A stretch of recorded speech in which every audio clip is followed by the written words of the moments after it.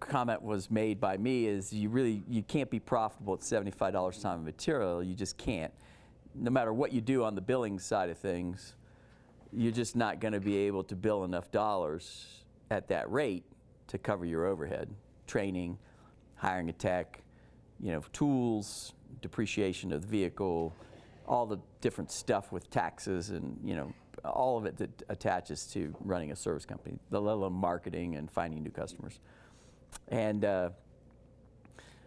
he just was adamant that his customer base would never accept more than $75 an hour, that they did business with him because it was $75 an hour, and they loved him. The they loved him part was true. He was just devaluing himself, and he assigned a value in his own mentality, his own mindset, that $75 was what the customer would pay. That's what his value was worth. The overriding message to most of the people out in the trade is they're their own worst enemies with their mindset. Their belief systems are in the way, and they have listened to people who really don't give them good advice. Okay, so the concept of what you can accomplish is really only limited by what you're able to visualize. And so what we try to do with anybody is just get them to say, well, what do you want? What are you trying to accomplish? And there's no right or wrong to that.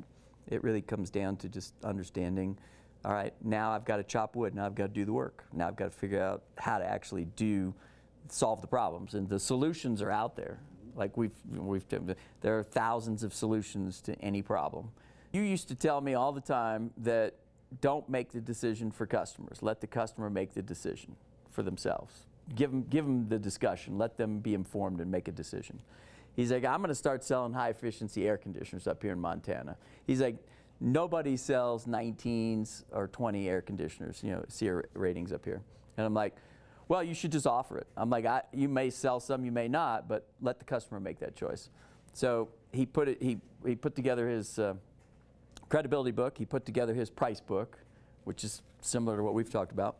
And the first 2 jobs he went out on, people bought the 19 SEER 2-stage condensing unit from him. And the supplier didn't even carry them. And he's like, it's amazing. He's like, I just presented it, and they said, well, why wouldn't I want that? That seems like a better unit. And he's like, well, it is a better unit. It has better warranty. It's quieter. It's 2-stage. And he's like, all this time, I thought about it as a technician that it doesn't make sense in Montana to have a 2-stage air conditioning unit because we don't have a lot of cooling hours. He said, but the consumer wanted what they wanted. They weren't worried about the technical benefit. They wanted the 2-stage because they thought that was a better unit. Quality was more of the driving factor for their value chain.